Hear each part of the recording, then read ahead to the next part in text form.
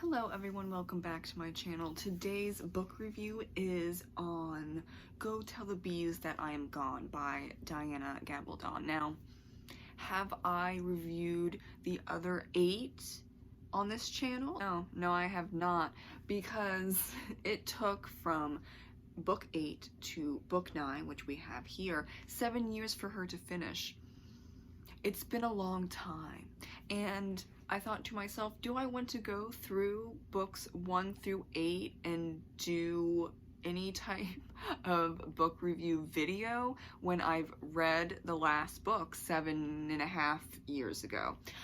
No, because I'm not going to read those huge ass books again just for reviews. Okay. It's just not gonna happen. I don't have the time or patience or energy for that. I have other books to read. I really don't like rereading books. I have on the very few rare occasions. Diana's books are not going to ever be one of those rereads or many of those rereads. I did get this book from a friend, Dave, shout out to Dave, for last Christmas, because we met when I used to be on Facebook in these Outlander fan groups, and that's where I met him, and that was a long time ago because I am no longer in any of those fan groups. And I realized as I grew older, and actually honestly going through an English literature degree and analyzing books in a certain way versus just reading for fun, that they're not that great. Actually, the TV show on Starz, Outlander, does a way better job, and that is because, I'm gonna say it up front, the writer uses sexual violence for plot twists all the time, and her fans, which I saw a lot in the groups that I was in, it's historically accurate. Now, I'm just gonna say up front that yes, there was sexual violence. Of course there was. There is still today, and it's a huge problem. However, how is it that almost every single Frasier like an extended family, not even like blood related, but by marriage or by adoption, has been sexually assaulted at least once, and a few of them many times? I don't see that as historically accurate. I see that as you can't write a plot that is not somehow related to sexual violence. I don't understand. I really don't understand. So that was a huge problem for me, not just because I have PTSD, that's not it. It's because how many times are you going to use that as a plot device? Now, there weren't, surprisingly, any assaults in this book other than like physical violence.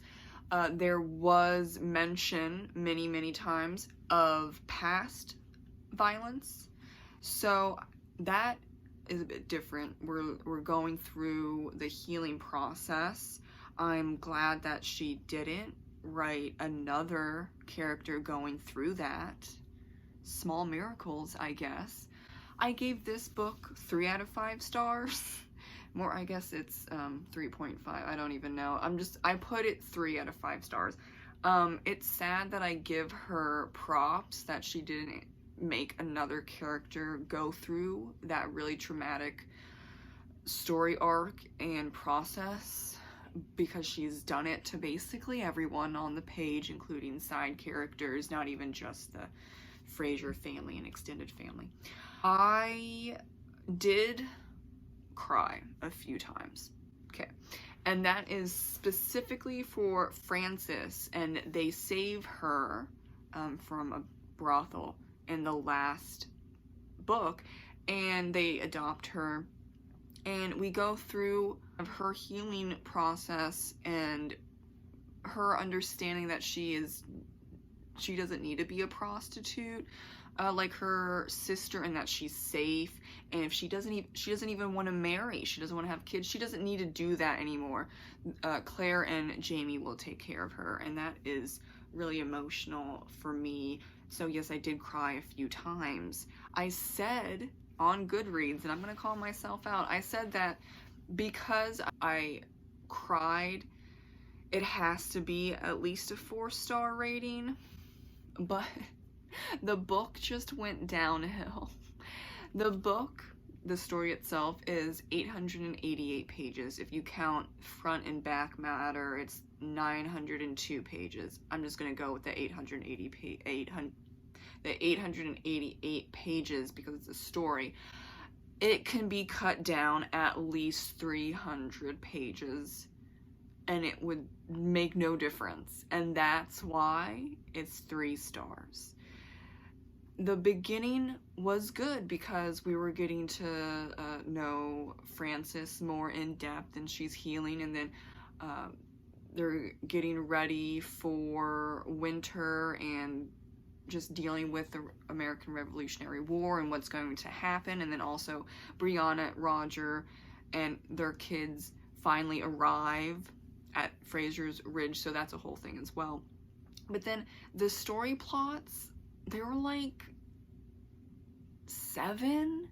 I can't even remember. There were too many.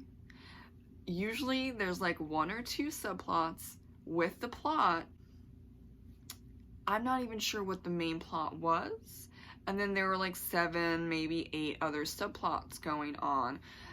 That's a problem. Okay, we need to focus on definitely not 7 subplots and then the plot.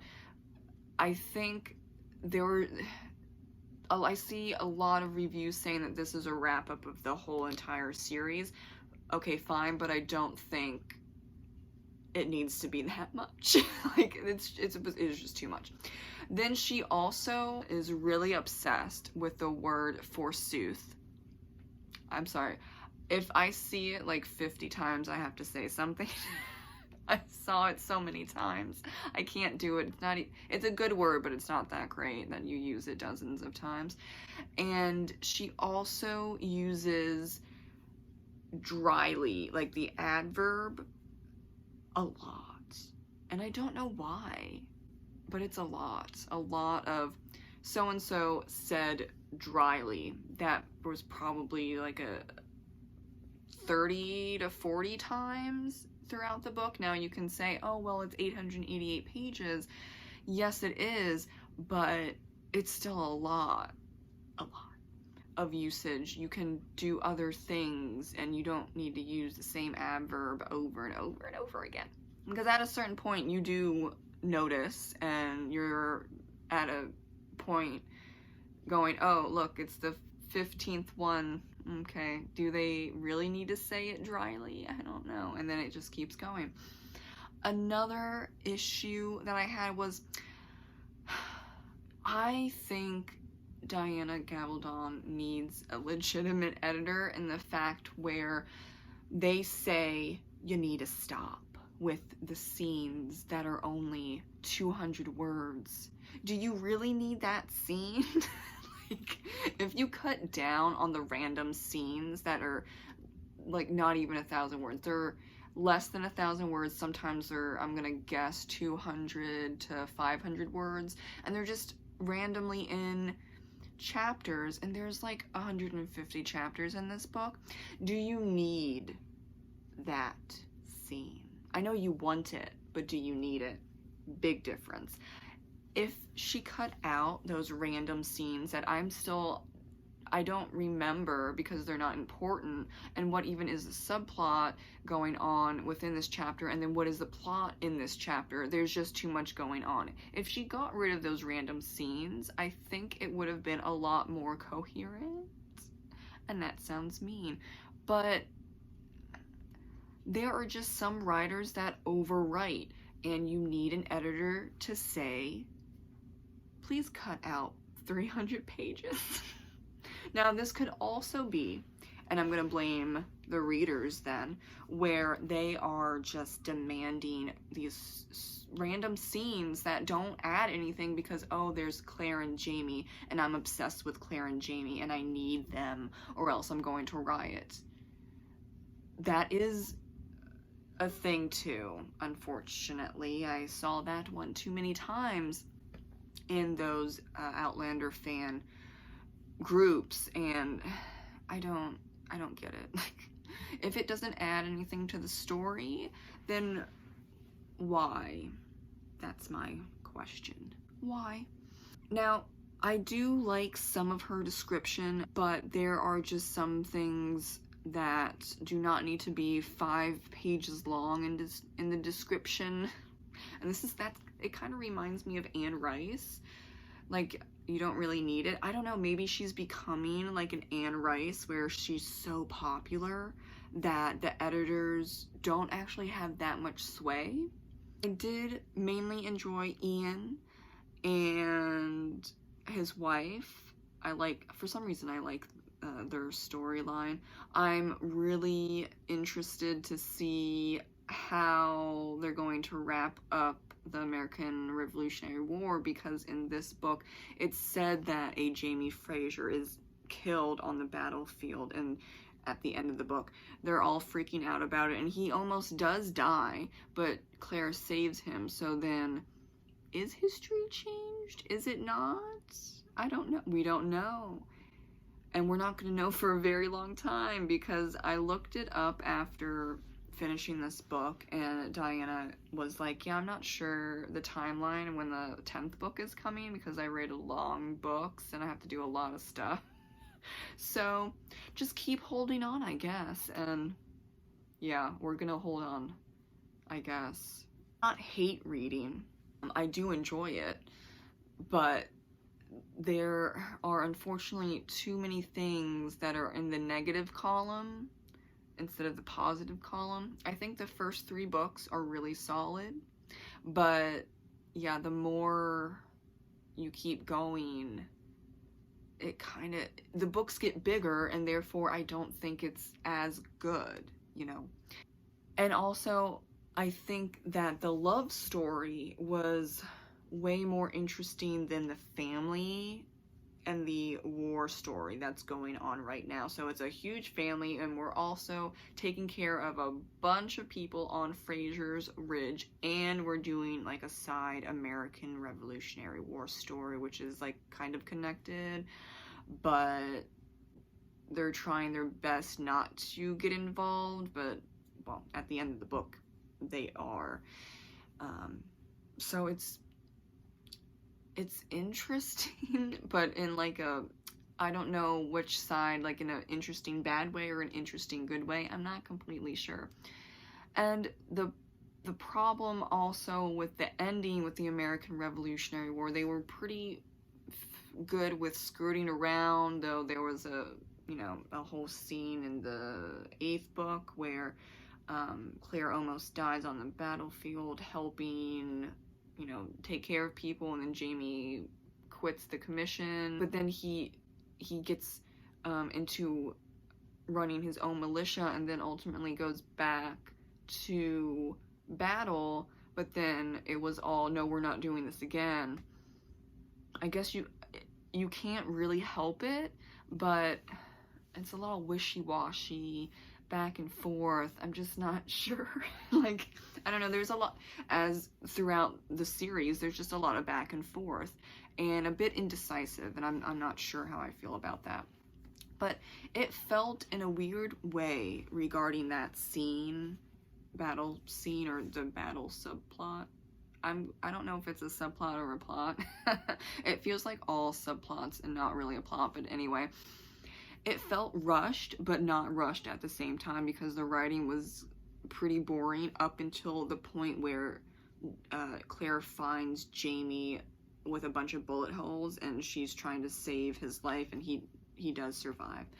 I don't know why the writing was so dry, to use her favorite word in this book, but I think it could have been, maybe it's just me, and the focus issue, but there were quite a few pages where it was just full-on huge boxes of paragraphs of description, and then randomly there was a section where it was in Roger's point of view, and then Claire, and then Jamie, Claire, Jamie, Roger, and it would only be like this long.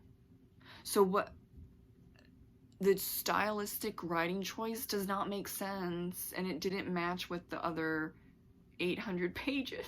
Like, I don't know why you needed Roger's point of view at all. You don't. Another thing that is a problem regarding point of views, I 100% prefer Claire's, and I can deal with Jamie's.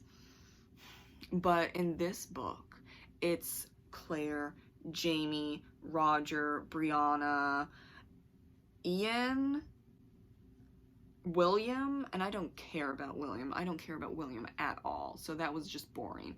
And probably like another person that I'm just blanking out of because I was traumatized by so many points of view. And it's not even just first person, but it was also third person.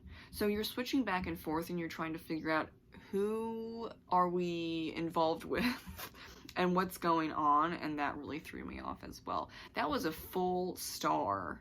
And then, you know, everything else that I talked about was another star. I couldn't give it 4 stars, even though I said that I had to give it 4 stars because in the beginning with Frances, I cried with her a few times, but I can't. I can't do that to myself. I can't justify it being 4 stars to people. And, you know, 17 minutes in, you'd be like, yeah, I don't know why you would have given it 4 stars if you're rambling. So here we are, right? I will read the last book. Like Diana said, who knows when it comes out. So I'm not like holding my breath or anything like that. But I really do want to catch up with the TV series because it does fix a lot of the problems that I have with the books. So I'm excited to get a hold of the TV series. Oops. I think I'm like 2 seasons behind, but it's okay. I'm just trying to catch up with life in general. So if I catch, well, whenever I catch up with Outlander, it's going to be a fun time. Sorry, but like, it's not like I hated the book. It's just, like I said, more negatives than positives. 9 books into a series with books that are like really long. But it is what it is, and I think I'm just so invested because there's 9 books and I put like hours and hours of reading time, and also just like socializing with other Outlander fans like 8 years ago or whatever it was, when I was still in that scene, whatever. Yeah, I just want to finish the series. I'm not interested in the Lord John Grey, whatever, because I don't care about him either. I'm not gonna read those books, but finishing Outlander itself, yes, absolutely. Thank you so much for watching my book review on Go Tell the Bees That I Am Gone. Have a great reading day. Bye!